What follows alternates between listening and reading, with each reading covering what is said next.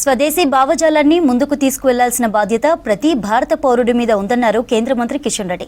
విదేశీ వస్తువులను వినియోగించడం తగ్గించాలని సూచించారు.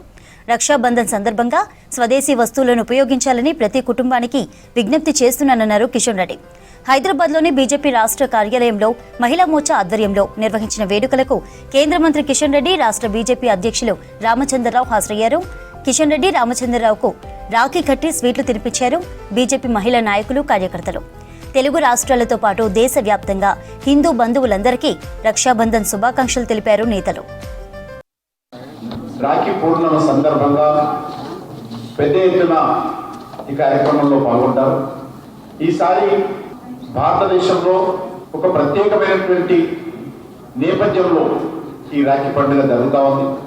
ఇటీవల మన దేశము, మన సైనికులు ఆపరేషన్ సింధూర్ పేరుతో ఏ రకంగా పాకిస్తాన్లో ఉన్నటువంటి ఉగ్రవాద కేంద్రాలను, పాకిస్తాన్లో ఉన్నటువంటి కీలక స్థావరాలను ధ్వంసం చేసి ఏదైతే మన భారతీయులకు సంబంధించినటువంటి స్త్రీల యొక్క సింధూరం తుడిచేటువంటి ప్రయత్నం చేశారో, సరైనటువంటి జవాబు మన సైనికులు తన పరాక్రమం చూపించి భారతదేశాన్ని విజయ పథం వైపు నడిపించేటువంటి ప్రయత్నం చేశారు. మన గౌరవాన్ని, మన మహిళల గౌరవాన్ని వెంబడించేటువంటి ఒక ప్రతీకారం మన సైనికులు తీసుకోవడం జరిగింది. ఈ నేపథ్యంలో జరుగుతున్నటువంటి ఈ యొక్క రాఖీ పూర్ణిమ సందర్భంగా దేశంలో ఉన్నటువంటి మహిళలందరూ కూడా హృదయపూర్వకమైనటువంటి శుభాకాంక్షలు తెలియజేస్తా ఉన్నాను.